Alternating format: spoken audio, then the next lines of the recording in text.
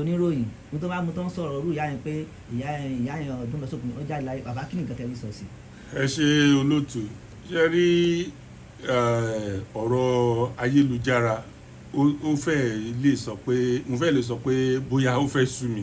bẹ́ẹ̀ tí èèyàn ní jẹ́ kó sú wọn because àwọn tó ń ṣe ayélujára wọn ò ṣe fún fake tàbí fún ìròyìn èké and then lórí ọ̀rọ̀ ìyá yẹn ẹ rí pé ìyá yẹn jẹ́ ológo ènìyàn gbogbo ẹnikẹ́ni tó bá jẹ́ ológo ènìyàn irú nǹkan bẹ́ẹ̀ kò lè ṣe kó má ṣẹlẹ̀ nígbà míì ìyá yẹn tẹ́ ẹ bá rí ìyá ológo ènìyàn ìyá yẹn really ní ògo gidi ó ní ògo tó dẹ̀ sẹ́yìn pé kò sí ọdún kan tí product ìyá yẹn kan tó kọ ayé Ọdún lọ Sopin yẹn tí kò kì í ní túmọ̀ tí ò dẹ̀ ṣá tí kò lè ṣá kò lè ever ṣá kọ́lọ́ ń jẹ́ kẹ́mi ìyá yẹn gùn bọ́ bá ṣe tọ́lọ́run ní kan ṣe láyé tán lọ sínú inú ògo mo sọ fún yín kíní yẹn ò lè ṣá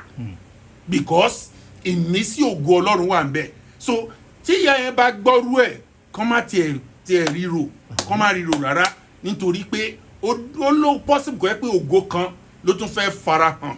láyé ìyá yẹn ẹ mọ̀ pé tí ò bá ṣe pé àwọn tó sọ àní sọ̀rọ̀ ìyá yẹn báyìí àbá máa lè sọ̀rọ̀ ẹ̀ ògo ló fà ògo tẹ́bàárẹ̀yàn tó múra sí ògo ẹ̀ ìdí kan tí ògo yẹn tó máa tún fi dàbí ọ̀tún. àwọn tó wá ń gbèrò yìí kí nìkan tẹ́ fi pé wọn ìgbésẹ̀. tí ìjọba bá lè bá wa ṣe nǹkan sí ìfàtí ó ti dáa jù ṣùgbọ́n ṣé ìjọba máa lè ṣe nǹkan sí ṣá nítorí pé àwọn kan ti yàn láti jẹ́ ẹni ẹ̀tẹ́ àtẹni àbùkù. torí àwọn kan báyìí kò jẹ́ ká mọ nǹkan gidi àti káyédèrú mọ́. ohun irú kan tí wọ́n ń ṣe yẹn sà òun ló jẹ́ kó gbogbo èèyàn máa fojú ayédèrú gbogbo nǹkan ẹ rí even product tẹ́ rí tí mo gbé dání ó fẹ́ sú mi gan láti polongo ẹ̀ lórí Facebook nǹkan torí ojú táwọn èèyàn fi ń wo gbogbo nǹkan tó wà lórí Facebook òun ni pé ẹlòmíín bílí pé ayédèrú ni gbogbo nǹkan kò dẹ̀ ṣe bẹ́ẹ̀ torí Facebook kò ṣe nǹkan nítorí ayédèrú nítorí information kó reach gbogbo àwọn èèyàn láti jàǹfààní òun ni Facebook ṣe wà àti Instagram àti YouTube àti TikTok bẹ́ẹ̀ tí ẹ wo àbùkù nífẹ̀ẹ́ni tó fúnra rẹ̀ tó ń jẹ́ pé òun gangan ní fake tẹ́niyẹn ò bá ń ṣe fake bàbá kò ní sọ̀rọ̀ fake jáde bẹ́ẹ̀ ni kò ní òun gangan kò jámọ́ nǹkan kan. ìgbésí sọ ni pé ìgbésí ayé ayédèrú náà ń gbé. ayé fake life ayé ẹ̀tànjẹ lòun gangan fúnra ẹ̀ òun gangan ò ní túmọ̀ kò yẹ yín sìn tó bá ní ìtumọ̀ kò ní máa ṣerú ẹ̀ jáde ipe ìyá oníyà kú àbí nǹkan kan ẹ wá wo nǹkan tó wà lọ́wọ́ mi mo fẹ́ lè sọ pé gbogbo àwọn tí wọ́n ń lo kinní inú mi máa ń dùn tó bá ń jẹ́rìí sagbára Ọlọ́run tẹ́pẹ́ àwọn náà tún introduce ẹlòmíì wà lórí iṣẹ́ ìránṣẹ́ yìí pé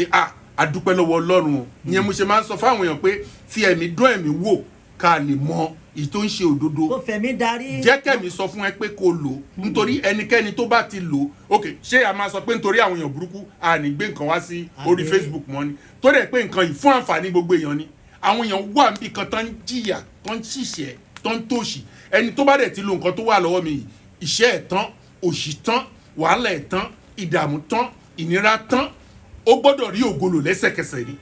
gbogbo nǹkan tó bá dáwọ́lé láyé bẹ̀rẹ̀ sí yanrí sí rere ibi tí ò mọ̀ pé eré wà iṣẹ́ ọwọ́ mi yìí máa gbé eré dìde sí báwo la ṣe máa ti torí irú àwọn èèyàn tó jẹ́ pé òfò èèyàn lásán ni wọ́n. ìyẹn ni pé ọmọ ológo gbọ́dọ̀ fi rẹ̀ sílẹ̀. bẹ́ẹ̀ ni torí àwọn ìyá wa náà fira wọn sílẹ̀. iṣẹ́ ọmọ ológo ni àwọn ọmọ ológo tán dẹ̀ ń sọ́fà pọ̀ tí wọn rí òtítọ́ bí irú iṣẹ́ yìí ṣàmáà ti torí ayédèrú ká máa gbé ògo wá fáwọn ọmọ ológo gbogbo ẹ̀yin ọmọ ológo ẹ wá ń bí eléyìí kì í ṣe ayédèrú fún gbogbo àwọn ọmọ ológo ni tó bá fẹ́ rí ògo lò tán fẹ́ lu àlùyọ pè mí lórí 070 360 38757 ẹnìkan ò lè sọ̀rọ̀ eléyìí nípa ibi because tẹ́nìkan bá rà òun ló tún máa sọ fáwọn èèyàn ẹ̀ pé wò ó iṣẹ́ 77 yẹn ó real nítorí pé bọ́ọ̀tà bá ṣe yí ẹ ká o jẹ́ mọ̀ pé n tó máa lu ọ̀tá ẹ̀ pàwọ́ àánú nǹkan tó wà lọ́wọ́ mi gbogbo ọ̀tá yẹn gbogbo náà máa ṣègbè dànù tí wọ́n máa rọ́nà lọ. ẹ bá a pín nọ́mbà lẹ́ẹ̀kan. ibi tíri ẹ bá wà ìwọ kọ́ ló máa ṣe làálàá ire fúnra ẹ̀ là á wá eré nǹkan tó wà lọ́mìí rà pé 777 yẹn torí kò sáṣetì níbẹ̀ 070-360-38757 èyí wà fún gbogbo àwọn ọmọ ológo tí kò sẹ́nikẹ́ni tó fẹ́ dá ọ̀tẹ̀ ó wà lókè òkun ni o ó wà ní nàìjíríà bí ni o ó wà ní interstate ni o à send díẹ̀ sí ẹ instead of kò ṣe làálàá tó o bá rẹ́ni tó máa sọ fún pé kó wá gba nǹkan tó wà lọ́wọ́ mi ìwọ ṣáà ti pè mí sórí nọ́mbà tí n bá ti sọ nísinsìnyí òun wá iṣẹ́ ni o òun wá ìwé ìgbélu ni o ò fẹ́ fẹ́yàwó ni o ò fẹ́ kó ṣáà ti jẹ́ pé ń re tó ń ṣe ilé ayé ìwọ náà fẹ́ gbèsè bí àwọn ọmọ ẹgbẹ́ ẹ pè mí sórí 070-360-38757 àwọn èèyàn sọ pé mo máa ń pariwo 77 nìkan nítorí pé òun ó lu àlùyọ gan ni kò ń ṣe òun nìkan 555 wà ń bẹ̀ 222 wà ń bẹ̀ iṣẹ́ ìyanu làwọn náà ń ṣe bí òun náà ṣùgbọ́n iṣẹ́ tí 77 bá ṣe kò sí doubting bẹ́ẹ̀ inú ilé tó bá ti wọ̀ kẹ́niyẹn ti mọ̀ pé òun kú oríire ìdí nìyẹn tí mo fi ń polongo 777